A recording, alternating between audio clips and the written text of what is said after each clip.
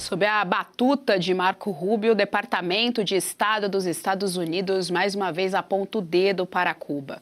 Regime com sofisticada rede de espionagem e influência focada em infiltrar-se e minar os interesses americanos. Reportagem do jornal Miami Herald, que o correspondente internacional Ivan Kleber destrincha para a audiência do Jornal da UES segunda edição. Intitulado Cuba, a capital do comunismo do século XXI, o relatório possui 100 páginas e cita guerrilhas no Brasil. Vamos dar boa tarde, então. O nosso correspondente já está aqui no telão, vai atualizar aqui a nossa audiência, trazendo essa informação. É importante a gente ainda ressaltar o contraste, né? Cuba é um país super pobre, a população sofrendo pra caramba, mas a cúpula bastante preocupada aí em se infiltrar, em infiltrar o comunismo América fora. Boa tarde, Ivan Kleber, seja muito bem-vindo. Boa tarde, Geisiane. Uma saudação especial a você, as colegas de bancada aqui, principalmente a nossa audiência. Isso mesmo, Geisiane, o que o secretário Marco Rubio vem denunciando é justamente isso. Como o regime utiliza os recursos e as riquezas da ilha para a sua manutenção no poder e também para a expansão da Revolução Cubana em vários continentes. O que nós imaginávamos que fosse algo restrito à América Latina se estende para todo o mundo. E depois da publicação do jornal Miami Herald, nós tivemos a publicação do Departamento de Estado, capitaneado por Rubio, acusando diretamente o regime de Cuba de se infiltrar na política americana, inclusive em altos escalões do governo americano. O relatório mostra que Cuba, desde a década de 60, montou uma sofisticada rede de espionagem, de inteligência para a captação, então, desses políticos americanos, mas a coisa não se limitou nos Estados Unidos, Geisiane, se expandiu em toda a América Latina, como eu disse, também Ásia, África. Tudo isso com o sacrifício do povo cubano, que muitas vezes nem sabe o que é feito, não é? Com os recursos que a ilha obtém. Agora, eu tive acesso a esse documento, então, que já está disponível no portal do Departamento de Estado, e eu passei a tarde lendo ele, Geisiane, e trazendo um pouco aqui para o nosso contexto, né? O Brasil é citado, pelo menos, em 4 vezes neste relatório. Eu vou trazer aqui os 4 pontos rapidamente para a nossa audiência, para as pessoas entenderem a importância também desse documento. A primeira vez que o Brasil aparece, né, a primeira citação é na página 19, porque o Brasil participou da Conferência Tricontinental de 1966, realizada em Havana. Dali foi estabelecido, não é, uma segunda fase, porque a primeira fase começou justamente na década de 50, de como seria então a influência cubana para expandir todo a sua influência, como eu disse, em pelo menos 3 continentes. Depois o Brasil é citado no seguinte contexto: Cuba teria apoiado a guerrilha no Brasil, isso mesmo, e não somente no Brasil, mas também na Venezuela, Colômbia, Peru, Paraguai, Argentina e países do Caribe.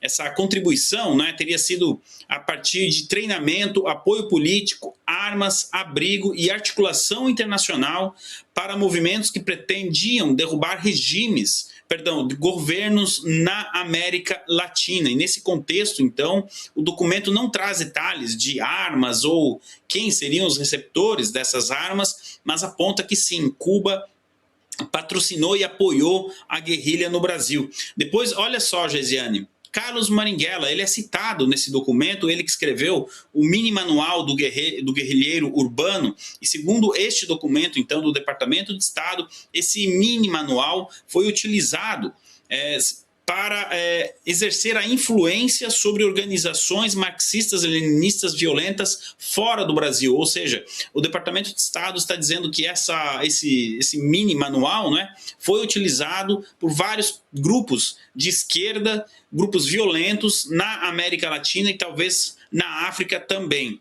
Além das conexões com Cuba que ele teve, mas ele nunca, o relatório não cita que ele fosse um agente cubano ou algo nesse sentido, mas que a obra foi utilizada. E por fim, lembra do Thiago Ávila? A gente comentou dele recentemente, aquele que esteve lá no comboio, na flotilha da Greta Thunberg em direção a Israel? Pois é, ele também é citado nesse documento como um exemplo de como funciona o turismo revolucionário em Cuba.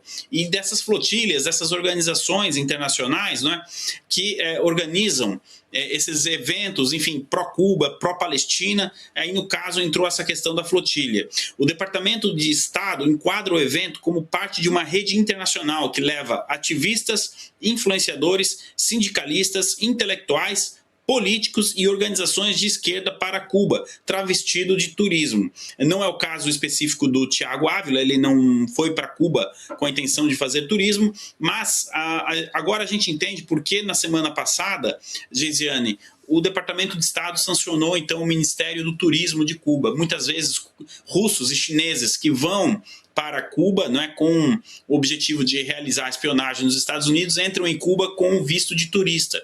E agora a gente descobre também que políticos e influencers, como eles colocam ali, não é?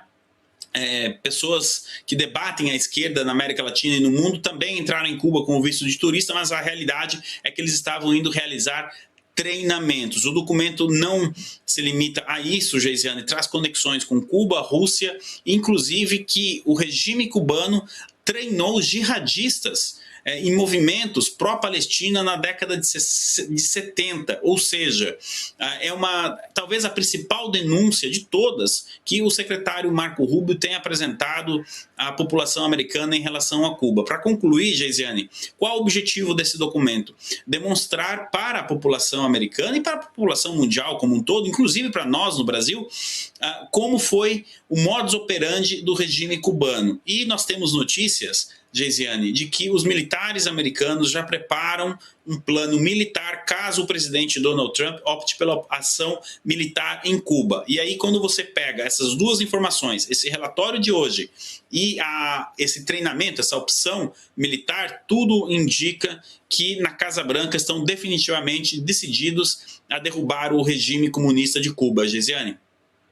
É interessante, Ivan Kleber, porque o relatório não menciona nenhum tipo de movimento social, mas a gente sabe que tem muitos movimentos que o tempo todo estão indo para esses países. O MST, por exemplo, agora foi acionado para ir para a Venezuela para ajuda humanitária. A gente sabe que o MST é um movimento terrorista de ocupação de terra, então não faz o menor sentido. Eles não têm sequer a bandeira de que ajudam, enfim, de que constrói algo, de que cuidam da saúde. Então é, no mínimo, suspeito. É muito comum também a gente ver MST indo para Cuba, é muito comum a gente ver cantores também indo para Cuba, e a gente sabe que o funcionamento é o mesmo de máfia, e máfia recruta, assim, enfim, né, pessoas influentes para que aquela ideia seja propagada dentro das sociedades. Chico Buarque, por exemplo, visitou recentemente Cuba, enfim, sempre muito amigo aí dos regimes todos ditatoriais. Não sabemos o nome, é importante a gente colocar aqui para nossa audiência, mas que, no mínimo, é curioso essa amizade aí desses movimentos com esses regimes ditatoriais, no mínimo é curioso. Deixa eu trazer aqui à tela as nossas analistas políticas. Antes de passar a palavra para a Fabi, a gente tem a Maria Elvira Salazar, que se manifestou sobre o relatório do Departamento de Estado americano, dizendo o seguinte: durante décadas, a Havana exportou mais do que apenas comunismo. Exportou operações de inteligência, subversão política e a máquina usada para construir ditadura em todo o nosso hemisfério. É a fala da republicana, né, da congressista americana Maria Elvira Salazar. Maria Elvira, que assim como Marco Rubio, está muito ligada a tudo que acontece aqui na América Latina. A produção me conhece e sabe que eu adoro essa foto dela segurando aí a imagem do Alexandre de Moraes. A foto do Alexandre de Moraes foi quando ela denunciou os abusos de autoridade do ministro Alexandre de Moraes aqui no nosso país. Ela foi uma das primeiras congressistas americanas a fazer essa denúncia, a ajudar o Brasil aí nessa denúncia contra abusos de autoridade que nós sofremos de alguns ministros que ocupam a Suprema Corte. Agora sim, Fabi Barroso, sua pergunta para o nosso querido Lorde Ivan Kleber. Boa tarde, Ivan, seja bem-vindo. Eu também gosto dessa foto da Salazar, viu, Geisiane? Quem não gosta, né? Não está vivo. Quem está vivo gosta dessa foto. Bom, dito isto, Ivan, a gente assistiu esse governo Trump, até conduzido aí pelo Marco Rubio, essa parte de combater o narcotráfico. E a gente sabe também das ligações do narcotráfico no Brasil e nas outras Américas, na América Latina de uma forma geral, com partidos políticos. Não propriamente dito, a gente não tem da investigação, mas tudo leva nesse sentido. E agora a gente, com a revelação deste documento, por exemplo, do ANL, né, que é a Ação Nacional... Ação Libertadora Nacional do Marighella, ele realmente teve, então, essa intenção de fazer guerrilha. Nós tivemos também, só a título de curiosidade, o PCdoB, o Partido Comunista do Brasil, ele foi criado em 1962. Então, acho que é para a gente juntar tudo, dar uma misturada e ver o que dá. Nesse sentido, a gente sabe que tem aí, né, a gente já tem organizações criminosas declaradas como terrorista. E esse tipo de terror, através do turismo, também está sendo encarado pelos americanos como grupo terrorista. Existe, na sua visão, a probabilidade de nós termos novas novos desígnios de cunho aí político, né, partidos políticos serem denominados como terroristas, assim como nós tivemos propriamente aí essa questão de crime organizado? Boa tarde, doutora Fabiana, sempre uma alegria estar aqui, uma ótima segunda, boa semana de trabalho.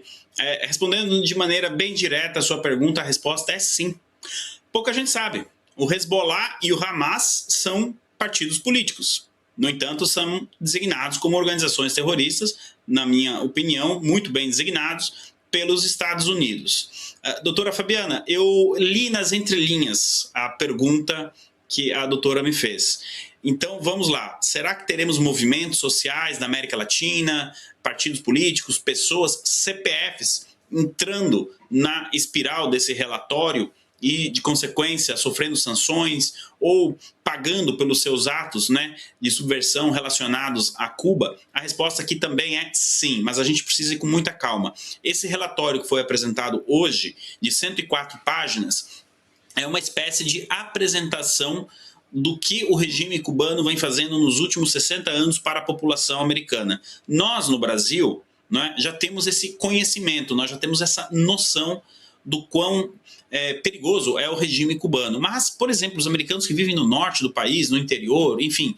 eles não têm essa percepção. Então, de maneira bem didática, o secretário Rubio vai fazendo esse trabalho de explicar para a população americana o quão perigoso é o regime cubano. Bom, então esse documento ele tem esta finalidade. É por isso que ele não traz, por exemplo, na questão das guerrilhas, como foi, de maneira mais específica, como foi esse apoio às guerrilhas na América Latina, etc. Mas ele está dizendo o seguinte, nós já sabemos. Então, provavelmente, qual é o próximo passo, doutora Fabiana?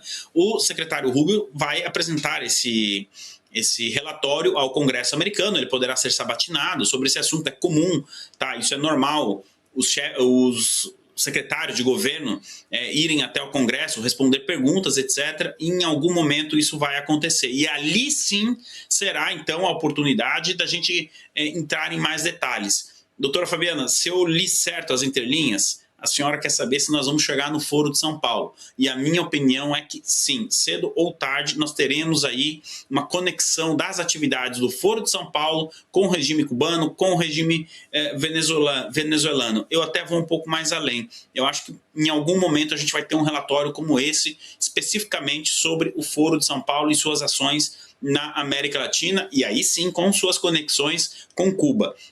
Então, é uma rede bem complexa que o regime cubano estabeleceu, são 60 anos, né, dessas atividades, desde o dia 1 do regime cubano até o atual momento, eles usam, né, a ilha de Cuba como uma espécie de central da esquerda revolucionária e violenta do mundo, só que agora o secretário Rubio aparentemente tem a carta branca do presidente Trump para abrir essa caixa preta e, se Deus quiser, livrar o povo cubano dessa maldita revolução e, de consequência, livrar a América Latina das consequências da revolução cubana. Se eu estivesse em Brasília hoje, eu ficaria muito preocupado, doutora Fabiana.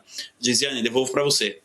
Ivan Kleber, eu já trago aqui à tela as nossas analistas, mas antes eu preciso trazer aqui o Marighella, só para a gente entender aqui quem é. Ele é mencionado no relatório que vocês estão vendo aí na tela de vocês. É o banner do filme, um filme que foi dirigido, foi escrito pelo Wagner Moura, sim, o Wagner Moura, aquele que fez o Capitão Nascimento.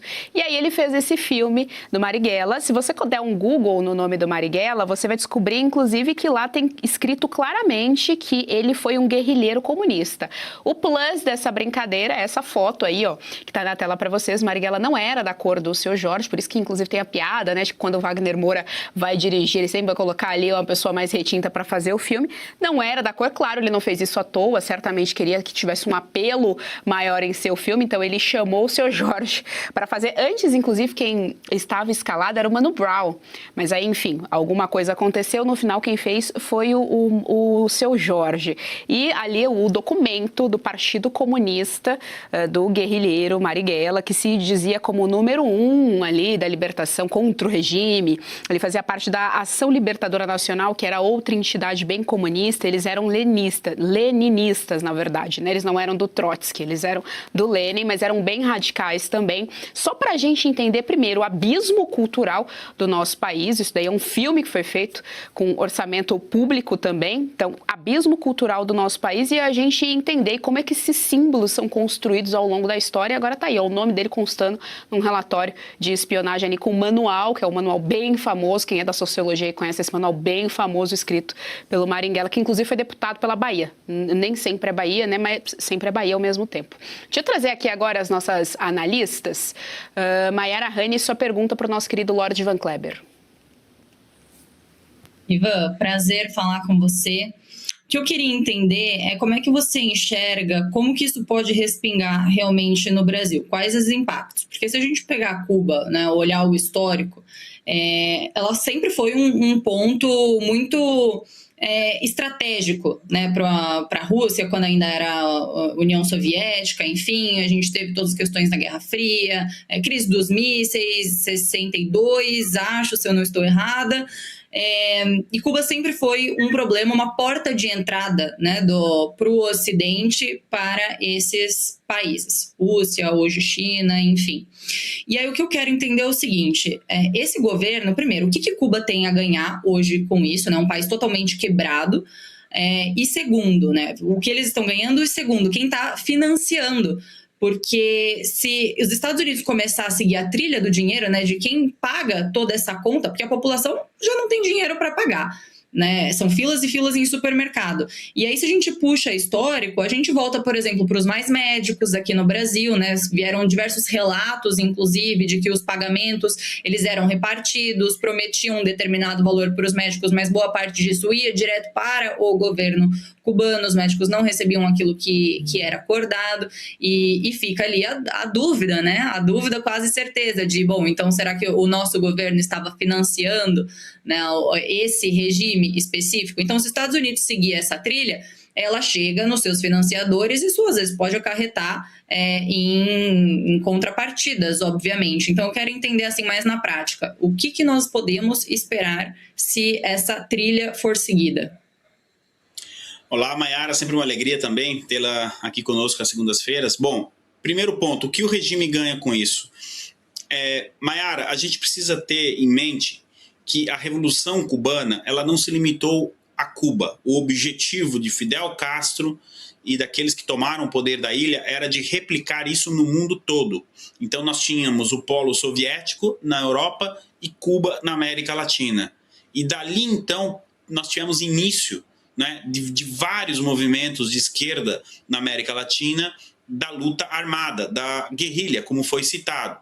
E tudo isso parte também daquela reunião tricontinental onde o Brasil foi citado. Então, aqueles que tomaram o poder em Cuba, eles não estão preocupados com o bem-estar social das pessoas em Cuba. Eles disseram para aquelas pessoas que depois da Revolução, tudo seria muito melhor. Só que quando você conversa com eles, eles dizem, não, mas a revolução não terminou, então você não pode me cobrar se nós conseguimos melhorar a vida das pessoas. Afinal de contas, a revolução não terminou, ela é permanente, ela é constante. Logo, jamais será colocada em xeque, porque ela está de maneira constante. Então, a gente precisa entender que é um projeto de poder e de subversão do Ocidente, como consta no documento. Isso aqui não são palavras minhas, tá? Mas é o que está no documento, a destruição do Ocidente cristão, do hemisfério ocidental. Dito isso, as formas financeiras do regime se perpetuar no poder são várias, desde o turismo. O Mais Médicos que você citou era uma das principais fontes de renda, não à toa o secretário Rubio começou a desmantelar tudo isso. que já havia sido iniciado no primeiro mandato do presidente Trump, lá com então Departamento de Estado capitaneado pelo Mike Pompeo. O Marco Rubio acelerou o turbo agora nesse segundo mandato. E também o financiamento que vem de fora. Aí a gente fala de Rússia no tempo da União Soviética, mas ainda assim a Rússia tem uma parceria estreita com Cuba. Vale lembrar que em 22 de novembro de 2022, o ditador Dias-Canel foi inaugurar uma estátua do Fidel Castro lá com o Vladimir Putin em Moscou, certo? Então você tem a Rússia, você tem a China, você tem as jihadis islâmicas que ainda estão conectadas com Cuba, e logo, se você fala de jihad islâmica, você pode fazer uma conexão com narcotráfico na América Latina, que também ajuda na manutenção desse esquema todo que a gente está falando, e também eventuais financiamentos através de ONGs por parte dos negócios da família Soros. Não que a família Soros coloque ali diretamente o dinheiro em Cuba, no regime cubano, mas a rede que o Soros estabeleceu no mundo também ajuda, em algum momento, a abastecer o regime cubano. Quais são as consequências, o que pode acontecer no Brasil? Bom, a gente precisa agora aguardar se a gente vai ter uma segunda parte desse relatório, a divulgação, não é, de detalhes daquilo que foi apresentado hoje. Mas, por exemplo, muitos movimentos políticos que hoje tomam espaço no debate público brasileiro, eles foram fomentados, eles foram treinados, eles foram desenvolvidos em Cuba, justamente com este objetivo.